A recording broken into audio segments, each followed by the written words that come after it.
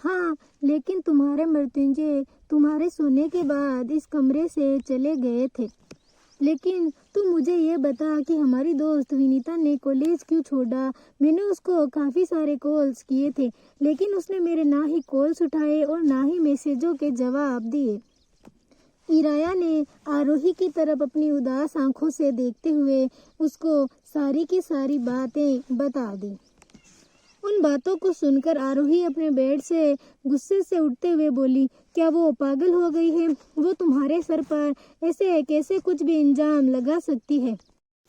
Mrityunjay bed पर बैठते हुए अपने माथे पर उंगली चलाने लगा। उसे ऐसा करते देख इराया उसके पास ही बैठते हुए उसके कंधे पर हाथ रखते हुए बोली, क्या हुआ, आप ठीक हैं? ये सवाल तो मुझे तुमसे पूछना चाहिए, क्या तुम ठीक हो? मृत्युंजय ने उसके छोटे से हाथ को अपने हाथ में लेते हुए कहा। इराया ने उसके कंधे पर सर रखा और उसके और विनीता के बीच हुई सारी बातें उसे बताने लगी।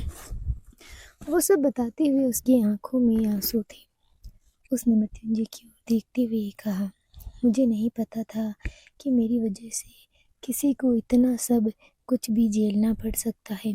मुझसे ये सब नहीं बर्दाश्त हो रहा मृत्युंजय, उसने रोते हुए कहा। खुद को दोष देना बंद करो इराया, जो हुआ उसको भूल कर आगे बढ़ो। जो चला गया है उसे बस जाने दो। उस वक्त दो वक्त के साथ सब सही हो जाएगा। मृत्युंजय के समझाने पर इराया ने हामी भरी। इराया ने उसके कंधे से सर हटाते हुए कहा, क्या मैं आपको गले लगा सकती हूँ? उसकी बात पर मृत्युंजय मुस्कुराया। उसने इराया की ओर देखकर कहा, रियली? मेरी लिटिल को मुझसे क्या? मैं पूरा का पूरा तुम्हारा ही हूँ। जिस तरह इस्तेमाल करना चाहो कर सकती हो। मृत्युंजय ने जब ये कहा तो इराया हल्का मुस्कुराते हुए बेड पर से उठते हुए मृत्युंजय की गोद में आ गई। उसने अपने दोनों पैरों को उसकी कमर से लपेटते हुए उसके सीने पर सर रखकर बस लेट गई। मृत्युंजय ने भी उसकी कमर पर अपना एक हाथ रखते हुए दूसरे हाथ से उसके बालों में हाथ चलाने लगा। उसके कुछ देर तक ऐसा करने से इराया को उसकी बाहों में ही नींद आ गई। उसे नींद लेते देख मृत्युंजय ने उसे सही से बेड पर सुलाते हुए कंबल उठाकर रूम से बाहर निकल गया, जहां आरोही ने उसे आते देखकर कहा, आप यहाँ पर? हाँ, तुम्हें कोई प्रॉब्लम? मृत्युंजय ने उसे घूरते हुए कहा।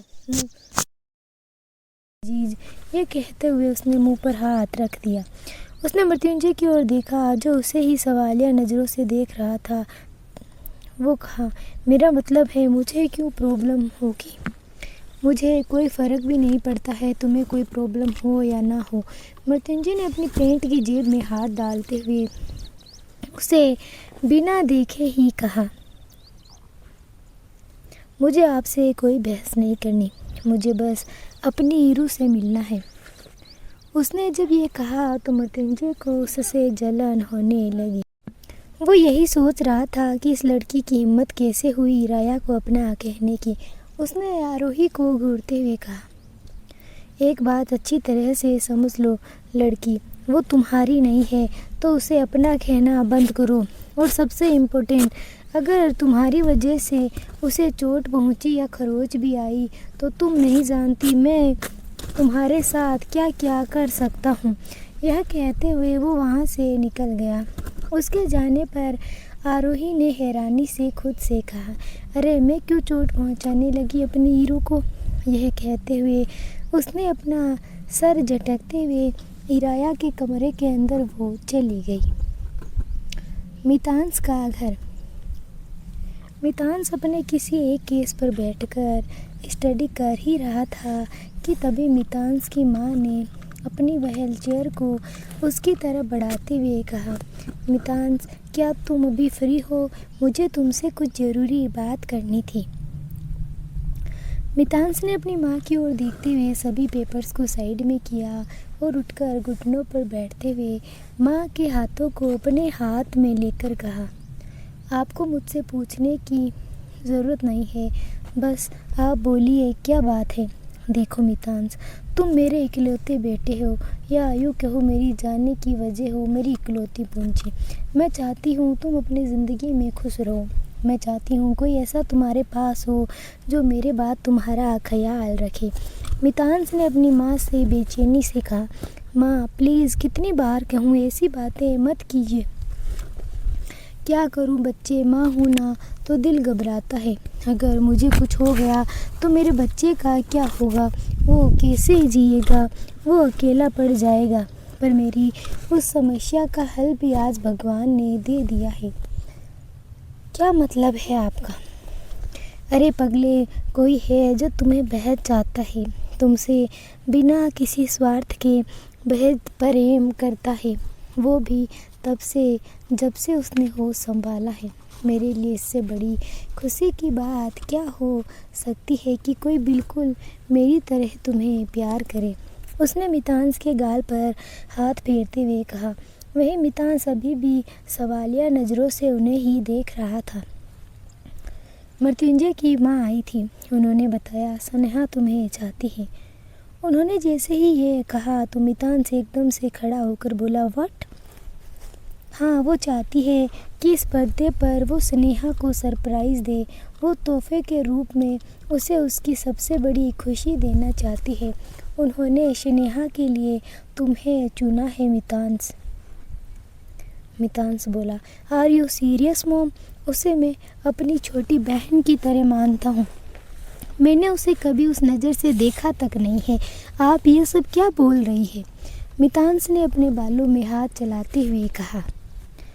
पर मितांश, नो मॉम, इससे आगे कुछ नहीं। मैं खुद कल ही आंटी से इस बारे में बात करूँगा। आप प्लीज़ इस बात को इसी वक्त और यहीं पर ख़त्म कर दीजिए। तो कभी शादी करेगा ही ना, तो फिर उससे क्यों नहीं? उससे अच्छी लड़की भला तुम्हारे लिए कौन ही हो सकती है? तुम एक बार, वो बोल ही रही थी कि मितांश ने उनकी बात को काटते हुए कहा, मैं किसी और से प्यार करता हूँ मॉम, ये आप अच्छे से जानती है ना? पर तुम्हारा प्यार मुकम्मल तो नहीं हुआ ना मितांश। वो लड़की तो किसी और की हो गई ना, तो फिर वो किसी की नहीं हुई है मॉम। मुझे ही गलतफहमी हो गई थी। बस कुछ टाइम, उसके बाद मैं उसे अपने दिल की बात बता दूंगा। क्या गारंटी है कि वो भी तुमसे प्यार करती होगी? अगर उसने तुम्हें रिजेक्ट कर दिया तो? मितांश की माँ ने उसे भावुक नज़रों से देखा। तो समझ लीजिए आपके बेटे की ज़िंदगी में खुशियों की कोई जगह नहीं है। या तो वो या फिर कोई नहीं। यह कहते हुए वो वहाँ से निकल गया। ओस्माना मेडिकल कॉलेज हॉस्टल। इराया जब उठी तो उसे आरोही अपने बगल में मिली, जो कि फ़ोन में रील्स देख रही थी। उसने उबासी लेते हुए आरोही से कहा, तू यहाँ क्या कर रही है और मृत्युंजय कहाँ है? आरोही ने अपने फ़ोन को नीचे रखकर उसकी ओर घूरते हुए कहा, ओ तो उठते ही मैडम को अपने बॉयफ्रेंड की याद आ रही है। ऐसा नहीं है कि मुझे ही हक कर ले। अरे तेरी रोती हुई आवाज़ सुनी तो मैं सारा काम छोड़कर यहाँ भाग आई, पर नहीं, मैडम उल्टा मुझे बोल रही है मैं यहाँ क्या कर रही हूँ। अगर इतनी ही चुभ रही हूँ तो जा रही हूँ मैं यहाँ से। उसकी बातों पर इराया हल्का मुस्कुराते हुए उसके गले लगते हुए बोली, सॉरी ना, तुमसे पहले मृत्युंजय यहाँ थे तो मैंने पूछा। हाँ, पर तुम्हारे मृत्युंजय सोने के बाद चले गए थे। पर तू ये बता, विनीता ने कॉलेज क्यों छोड़ा? मैंने उसे काफ़ी कॉल्स किए पर उसने नहीं उठाया। इराया ने आरोही की तरफ उदास नज़रों से देखते हुए अपनी और विनीता की सारी बातें बताई, जिसके कारण आरोही ने उठकर बेड पर बैठते हुए गुस्से में कहा, वो पागल हो गई है क्या? तुझ पर वो ऐसे इल्ज़ाम कैसे लगा सकती है? आरू शायद मुझसे ही। बस कर इराया, अगर तुमने इसमें खुद को ब्लेम किया ना तो खींचकर एक थप्पड़ मारूंगी। इन सब में तुम्हारी कोई गलती नहीं है। अगर वो तुमसे इनसिक्योर है तो उसमें तुम्हारी क्या गलती? पता नहीं, पर मुझे कुछ भी अच्छा नहीं लग रहा है, इराया ने उदास होते हुए कहा।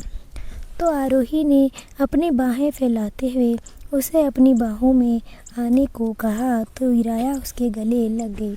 विनीता के धीरे धीरे समझाने से इराया के दिल पर थोड़ा बोझ हल्का हुआ। तुमसे मिलने के बाद काफ़ी अच्छा महसूस हो रहा है। अब मैं खुद को रिलीफ महसूस कर पा रही हूँ, इराया ने हल्का मुस्कुराते हुए कहा।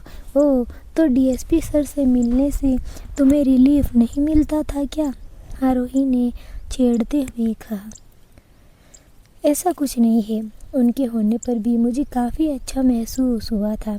इराया ने जब यह कहा तो आरोही उसे उस बात पर ही छेड़ने लगी। उन दोनों दोस्तों के कुछ ऐसे ही मस्ती मजाक हो रहा था। तभी आरोही ने कहा, इराया, मुझे ना लगता है तुम्हारे डीएसपी सर एक पुलिस ऑफिसर नहीं होकर वो एक माफिया है। आरोही ने जब ये कहा तो इराया के चेहरे की मुस्कान गायब हो गई।